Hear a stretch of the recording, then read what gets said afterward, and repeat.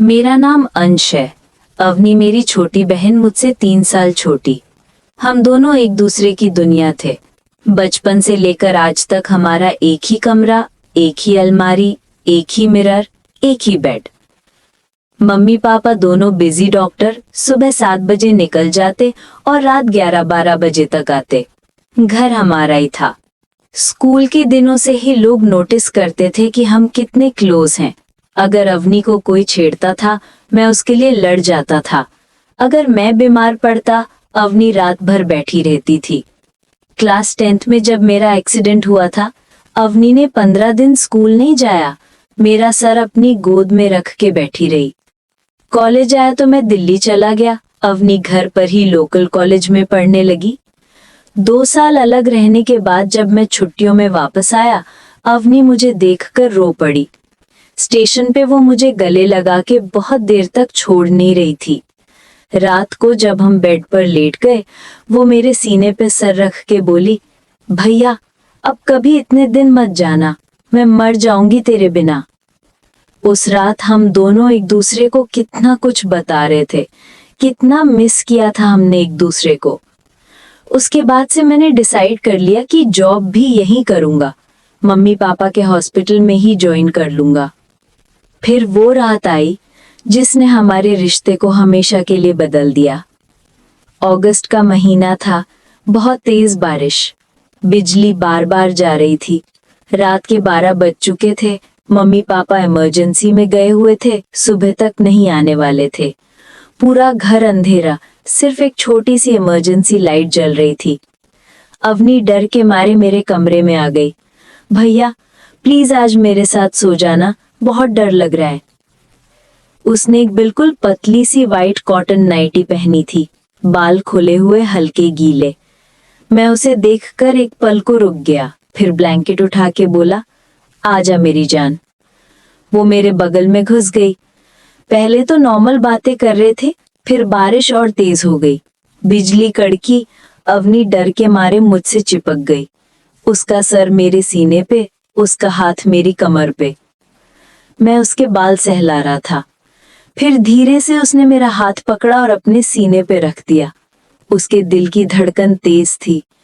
भैया तेरा हाथ हमेशा गर्म रहता है, मुझे बहुत अच्छा लगता है। मैं चुप रहा।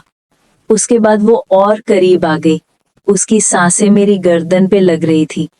उसने धीरे से मेरे कान में पूछा, भैया तू बड़ा हो गया है ना, अब कुछ बातें समझता भी होगा ना। मैं बस हूं कर पाया। फिर अवनी ने मुझे जोर से हग किया।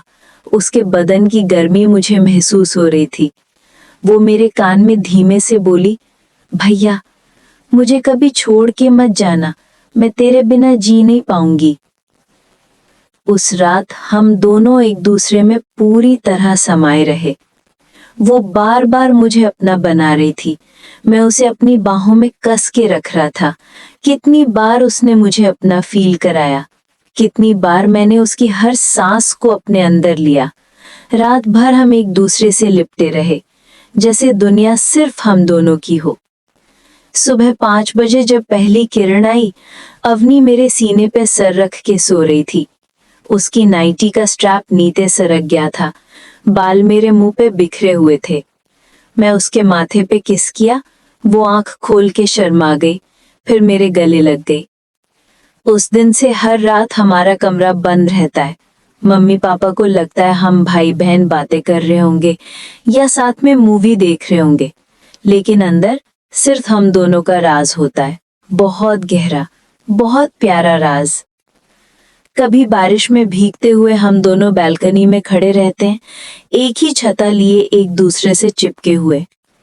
कभी रात को किचन में मिल्क गरम करने जाते हैं, वो मेरे पीछे से आके कमर में हाथ डाल देती है और कान में कहती है, भैया जल्दी ऊपर चल, ठंड लग रही है। कभी मम्मी पापा के सामने भी वो मुझे भैया बोलती है, लेकिन आंखों से कुछ और ही कहती है।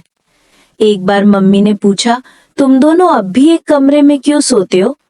अवनी ने तुरंत जवाब दिया, मम्मी भैया को नींद में डर लगता है, मैं उसका ख्याल रखती हूँ।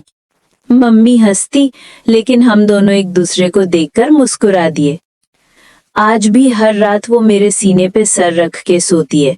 मैं उसके बाल सहला पाऊं, वो मेरी कमर पे हाथ फेरते हुए कहती है, भैया तू मेरा है ना हमेशा।